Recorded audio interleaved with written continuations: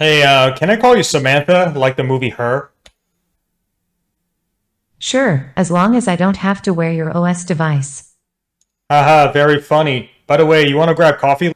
So, I was watching the movie Her from 2013 the other day, starring Joaquin Phoenix, and I realized all the pieces to make her a reality exist today. So, just yesterday, OpenAI released the new ChatGPT and Whisper APIs. So naturally, I wanted to give ChatGPT a voice and a visual interface so I can talk to face like I would talk to a human. So, what would it be like to chat with ChatGPT in voice? Would it make the chat experience better and, dare I say, more intimate, like talking to a friend or a loved one? Would it make the experience weird? As far as I know, no one personified ChatGPT in a visual form and put a voice interface over it. So I was curious what I would learn and whether this will change my perception of the technology for the worse or for the better. So in this video, I'll show you what I built and claim that voice interface dramatically improves chatbot experience in certain areas like emotional support, education, counseling, and more, and not so much in other areas. In a future video, I may go into how I built this, so subscribe to my channel if you want to stay notified of that. Now, without further ado, let's jump into the demo. So when you go into the app, first you would have to request microphone permission, so I'm going to click on that. And now I'll be able to speak to it by recording my prompt, and it will go into the back end where it will talk to OpenAI servers and generate a text form of the reply, and then it will convert that reply into a MP3, and then it's going to beam it back to the front end and actually play it. So let's do all of that. First, I'm going to say, hey, how's it going? Not bad, just trying to survive the day. How about you? And as you can see, it is connected to this video that does some mouth movement. Let's see. I'm having a pretty stressful day and have a lot of errands to do. Haven't gone to the gym in a week. Sorry to hear that. Why don't you take a break and go for a quick workout? It might help with the stress and completing the errands later. Huh. That sounds like a good idea, actually. You got this. Don't forget to stretch and hydrate. Well, thanks for being so supportive. By the way, do you have any tip for getting better sleep? Of course. Try to establish a routine, limit caffeine and screen time, and make sure your sleeping environment is comfortable and conducive for relaxation. Sweet dreams. Oh, but I really like drinking coffee. No worries, you can still enjoy coffee, just make sure you consume it earlier in the day and not too close to bedtime. All right, so now I'm going to just ask a question about movie. Oh, by the way, what did you think about the movie Her, the one starring Scarlett Johansson and Joaquin Phoenix?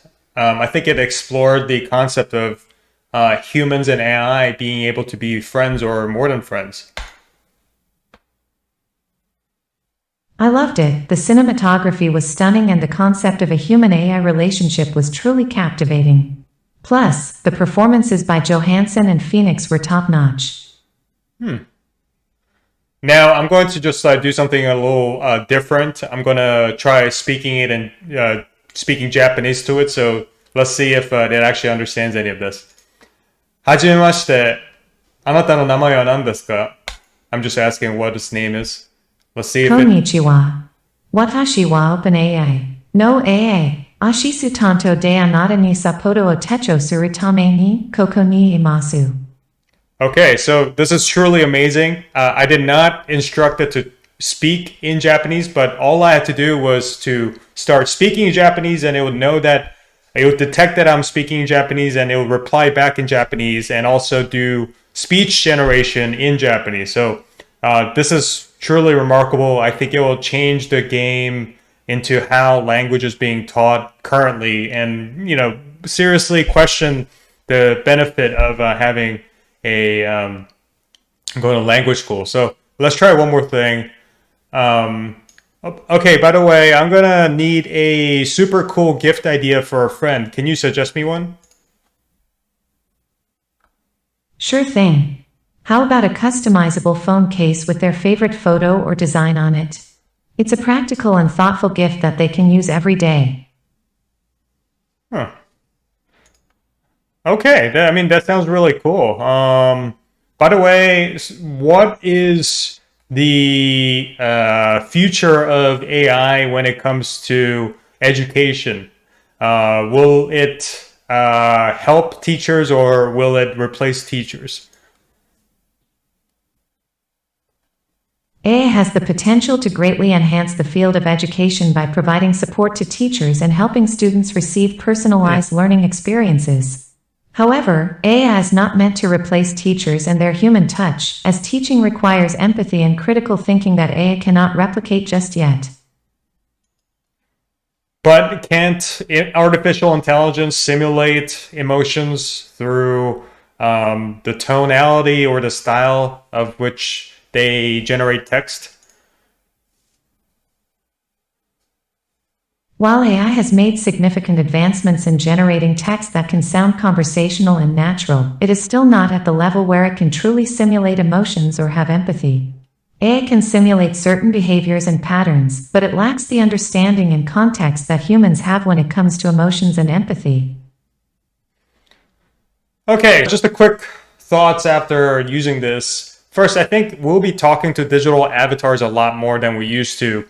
And that's because both the speech to text and text to speech interfaces have gotten so accurate and the latencies have come down dramatically. You can see that, I did not pause the video at all throughout this demo. And you can see that it's very responsive. Sometimes like it takes less than a second or even half a second to get a response back. And it's truly remarkable. I think the technology has come to a point where it's actually usable as a conversational interface, which I couldn't really say about things like Alexa or Siri, because those devices weren't very good at understanding what you were saying, and also the way that it generated text or voice was just not very realistic. But this one, I think, is really getting there. And I'm not really even using a premium voice synthesis API. I'm just using AWS Poly, which is free for 5 million characters or something like that. That's why I'm using that. So, but if you were to use something that's more premium, like 11 Labs or something, then it might actually be a lot better sounding than what we have here. So that's kind of cool.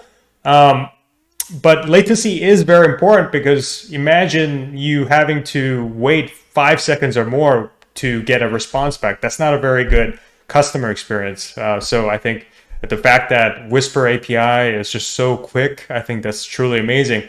And the second thought that I had was that voice chatting with ChatGPT will account for more than 40% at least of all use cases.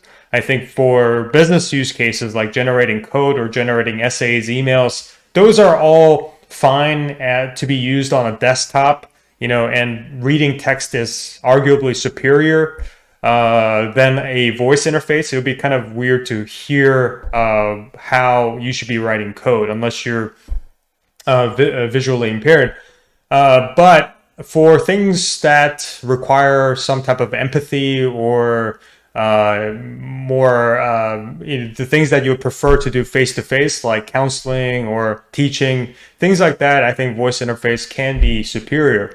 And the third observation I had was that it is possible to emotionally connect with a digital assistant like ChatGPT or this embodiment of ChatGPT that I created here. And especially as it gets better at knowing you as a person and personalizing the experience more and more with increased usage. And I think you'll be seen perhaps by some people as a scary thought or perhaps weird, because there's some negative stigma around talking to bots, I believe, still. But given how there's a huge loneliness epidemic around advanced societies right now, it is not inconceivable that a digital friend satisfies much of our need for bonding and emotional connection and the desire to be understood, which I feel like is, quite inaccessible to a lot of people.